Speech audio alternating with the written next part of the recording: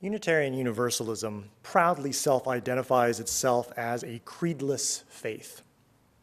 And unfortunately, that statement has often been misunderstood or misinterpreted to suggest that Unitarian Universalism doesn't have any beliefs.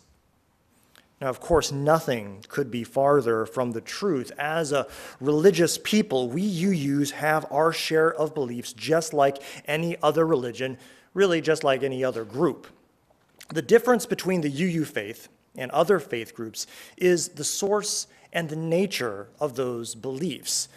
The beliefs of most religions come from creeds, which make definitive statements about the name and the nature of God, the relationship between humankind and the divine, and how that divine wishes to be served, what will happen to us after we die, etc.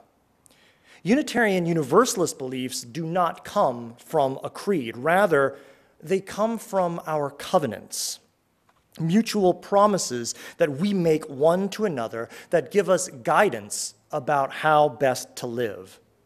Because our religious beliefs come from covenants instead of creeds, our covenant-based beliefs do not sound like creed-based beliefs.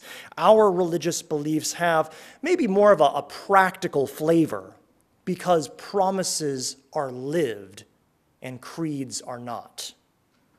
So, what are some of the beliefs that we espouse?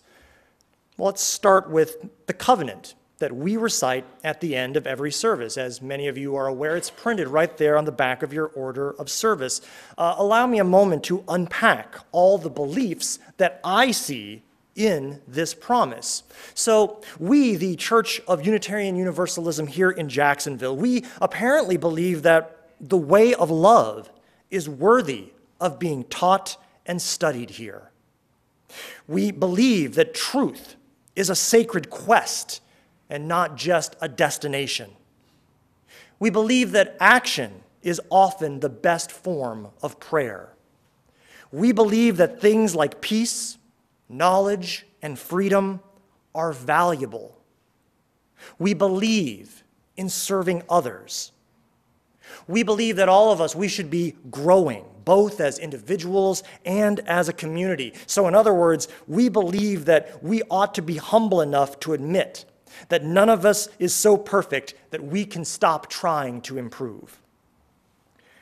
We believe that there is some essential and intangible aspect of every human being that literally or metaphorically is worthy of being called a soul. And we believe that we ought to work to place our souls into harmony with something greater than ourselves, something worthy of being called divine, however you choose to understand that term.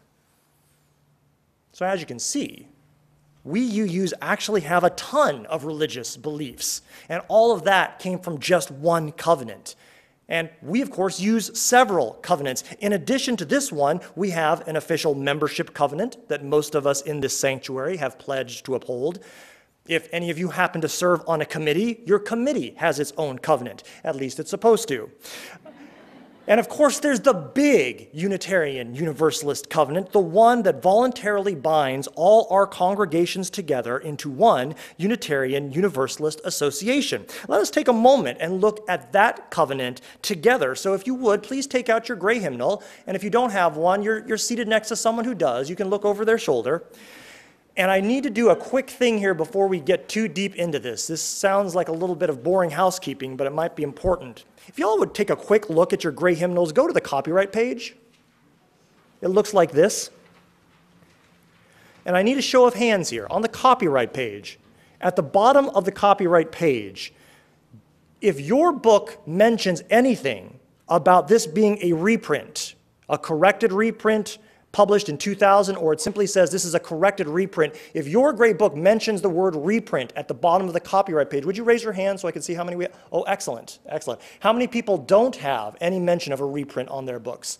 A minority, that's okay. So here's what I have to tell you. An important change was made in the covenant between the printings. So for those of you that have the older first edition, there's going to come a point where everybody else around you is going to say something that's not printed in your book, and that's okay. Just go with the flow with me here. But as for the rest of us, the majority of us who have the reprinted book, if you'll turn over a couple more pages, you'll find the preface. Following the preface, there's a big white page that says Singing the Living Tradition. Following that, we have our associational covenant that starts with the words, "We, the member congregations of." If we are all there, I'd ask you actually to rise in body or spirit. If you self-identify as a Unitarian Universalist, we're going to say this together. I'd ask you to rise in body or spirit and let us speak out loud this covenant that binds our congregations together. We, the member congregations of the Unitarian Universalist Association, covenant to affirm and promote the inherent worth and dignity of every person, justice, equity, and compassion in human relations, acceptance of one another, and encouragement to spiritual growth in our congregations, a free and responsible search for truth and meaning, the right of conscience, and the use of the democratic process within our congregations and in society at large, the goal of world community with peace, liberty, and justice for all, respect for the interdependent web of all existence of which we are a part. The living tradition we share draws from many sources. Direct experience of that transcending mystery and wonder, affirmed in all cultures, which moves us to a renewal of the spirit and an openness to the forces that create and uphold life. Words and deeds of prophetic women and men which challenge us to confront powers and structures of evil with justice, compassion, and the transforming power of love. Wisdom from the world's religions, which inspire us in our ethical and spiritual life. Jewish and Christian teachings, which call us to respond to God's love by loving our neighbors as ourselves. Humanist teachings, which counsel us to heed the guidance of reason and the results of science and warn us against idolatries of the mind and spirit. Spiritual teachings of earth-centered traditions, which celebrate the sacred circle of life and instruct us to live in harmony with the rhythms of nature. Grateful for the religious pluralism which enriches and ennobles our faith, we are inspired to deepen our understanding and expand our vision. As free congregations, we enter into this covenant, promising to one another our mutual trust and support. Thank you. You may be seated. It's a long covenant, isn't it? A lot of good stuff in there. Oh, I will note, for those of you that are a little confused and had the older edition, what was missing and what was added. So for all of us, and I'll talk a little bit more about this as we move forward in my sermon, what was added in the second section was a sixth teaching, a sixth tradition from which we draw and share our faith, and that is spiritual teachings of earth-centered traditions which celebrate the sacred circle of life and instruct us to live in harmony with the rhythms of nature. This covenant, which appears in our UUA bylaws, is the great promise or set of promises that is at the heart of our faith as it currently lives and breathes. And there's a lot of embedded religious beliefs in there that you can unpack. For this morning, I want to focus our gaze on the second half of what some have called the 6 sources of our faith, those deep wells of wisdom and inspiration cataloged in the second section of that covenant. And I want to focus on them because I think they represent the 3 most important convergent streams of theology and philosophy in Unitarian Universalism. Now, before I go much further, I want to note that there is a really, really good argument that we should be looking at 4 streams and not 3. The 4th, if we were looking at it, would include wisdom from the world's religions, which was mentioned in that covenant. And specifically, we're talking about Eastern religions, and even more specifically, Buddhism. Buddhist UUs, or Buyus, as we sometimes affectionately call them, have made an undeniable and indelible impact on Unitarian Universalism. I am not here to suggest otherwise, but I will be leaving them out of this morning's conversation for a reason that I'll explain in a moment. Now, not long ago, I was having a conversation with some Unitarian Universalist leaders who were describing the diverse expressions of UUism in their home state. They talked about the different cultures that predominated individual congregations, and the words that they used to describe these different cultures were Theist, Humanist, and Spiritualist. Now, as they used the terms, Theist described folks from a Judeo-Christian perspective. Humanist included atheists, agnostics, and frankly, probably at least half of the Buddhists. And then spiritualists describe practitioners of earth-centered traditions, paganism, Wicca, New Ageism, and perhaps the remaining Buddhists.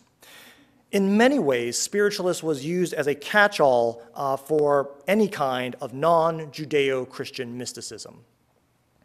As these leaders spoke about these three expressions of Unitarian Universalism, my mind immediately saw the parallels to the last three sources of our faith as we just identified in our associational covenant.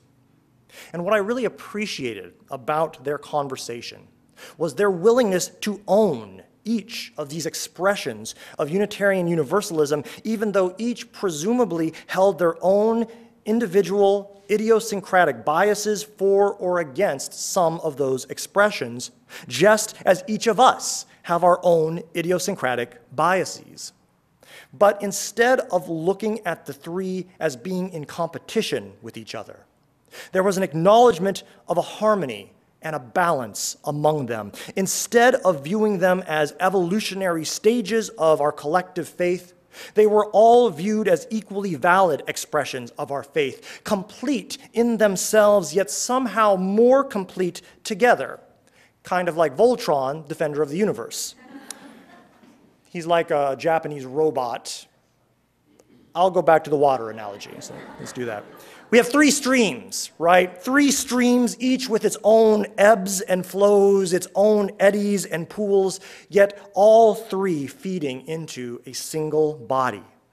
And I believe that we, the Unitarian Universalist Church of Jacksonville, will be enriched if we can grow to embrace and own the flowing waters of all three of these streams, with the caveat that not every theist, humanist, or spiritualist expression is necessarily going to be a UU fit.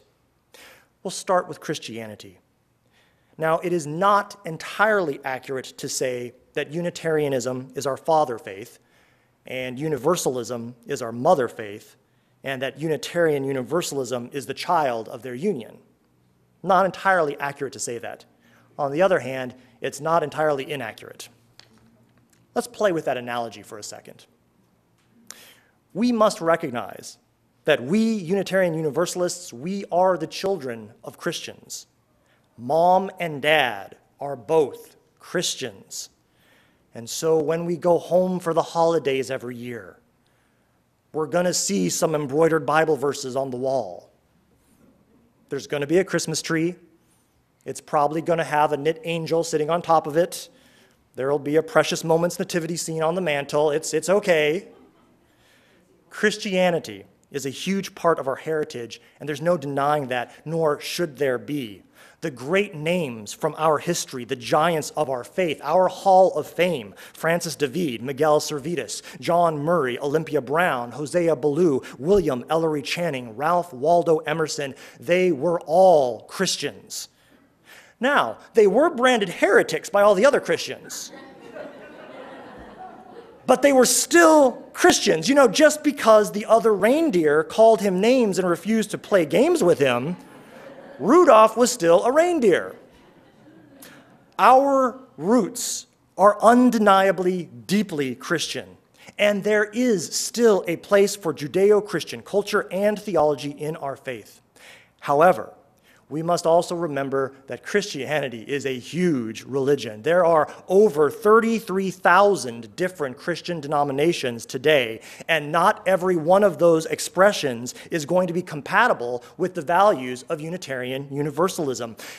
A Christianity that claims itself to be the single path to truth, enlightenment, and salvation for all people, that stands opposed to our values of inclusivity, fairness, and pluralism.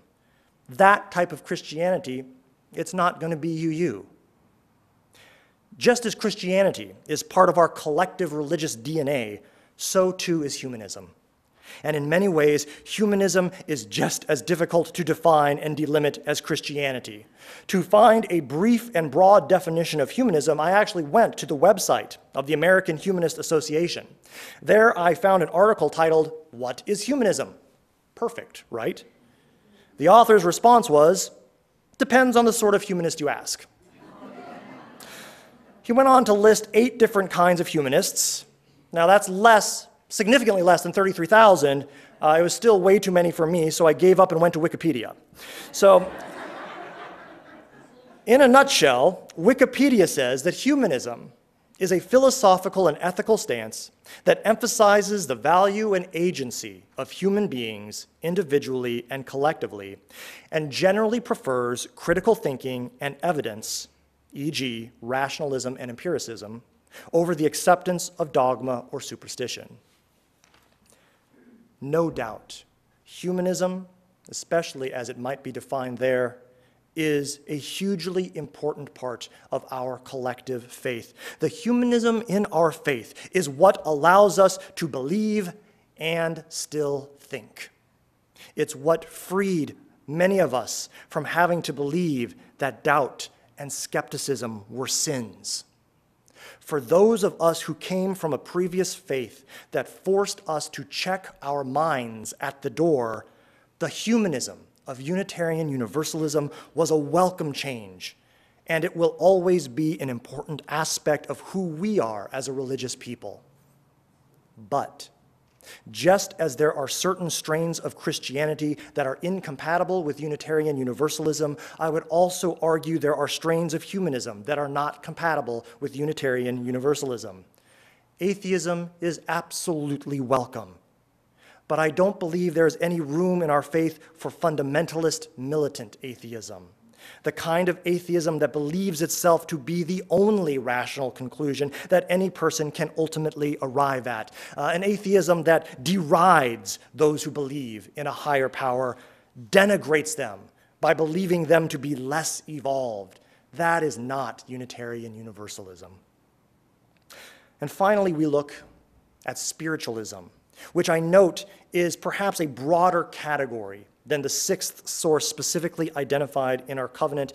And it's important and interesting to note that this 6th source was a much later addition to the covenant. The original 5 sources were ratified back in 1984. That 6th source was ratified in 1995, about a 10-year gap where some of those reprints happened.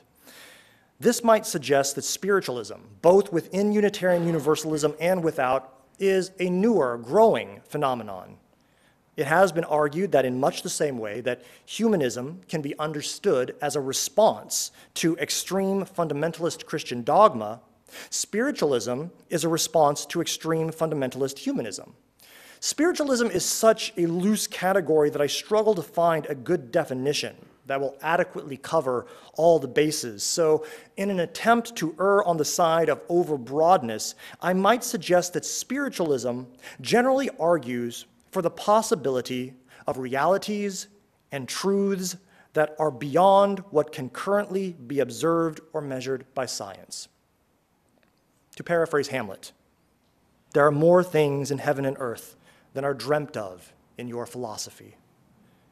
I think that can be a very UU sentiment. Even the most ardent rationalist would agree it is not irrational to question whether there is more to our universe than can be currently observed. However, the danger of spiritualism, unanchored by healthy skepticism and rigorous self-critique, that danger is clear and present. At its worst, unchecked spiritualism can lead to its own form of rigid fundamentalism, just like any belief system. And that certainly is not Unitarian Universalist. Theism, humanism, spiritualism, I believe all three are a part of who we are as a collective people. And so it makes sense that many of our worship services, many of my sermons, will try to interweave all three. This is by design. Now, some services, some hymns, some worship elements, some sermons, they will do a good job of balancing all three at the same time, and that's okay.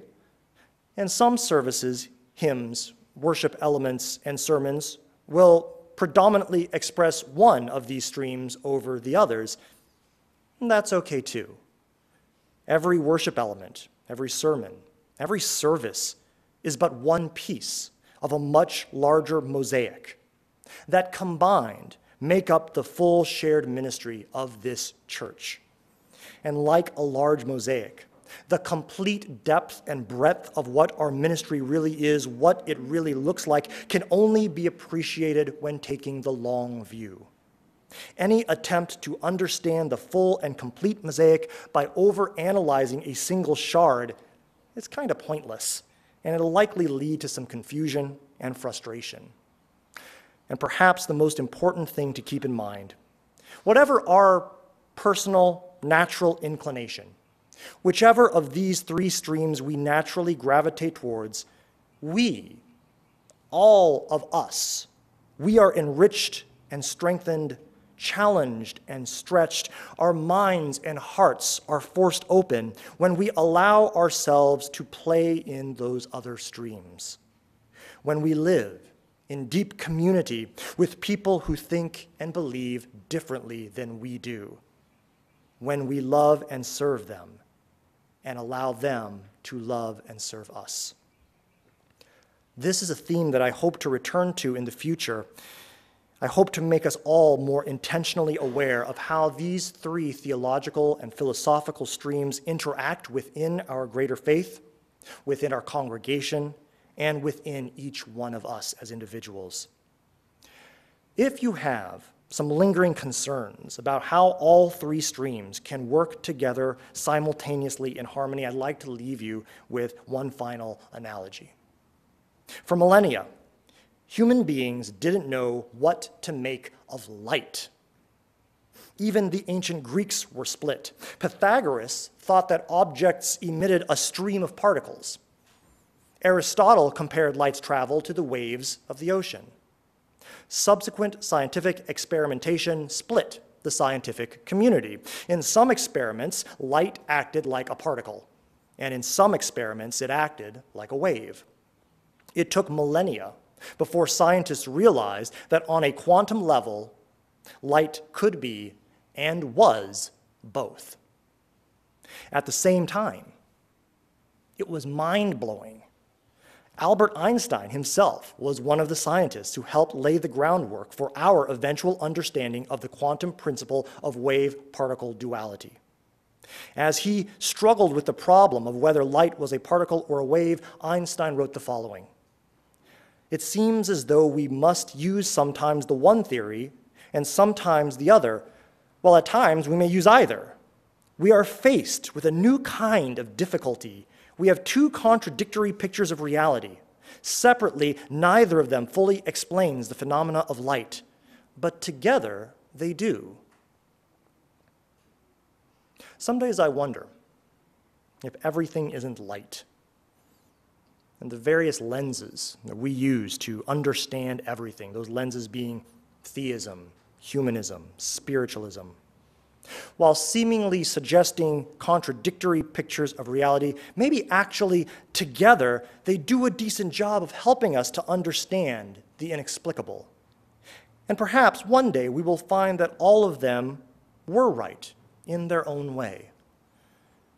Now, I also note that, frankly, many of us couldn't care less whether light's a particle or a wave. We just know that sometimes it's nice to sit down with friends and watch the light pour forth from a sunset, because it makes us feel alive and connected in a way that nothing else can. and that's okay too. I think this church is a very good place to study light and also a very good place to watch a sunset. Via our covenants, we here, the members of this church, for better or worse, we have tied our fortunes together. And we, all of us, surely see the world in very, very different ways. I say, thank God for that. Or thank the goddess, or the universe, or Buddha. Blessed be.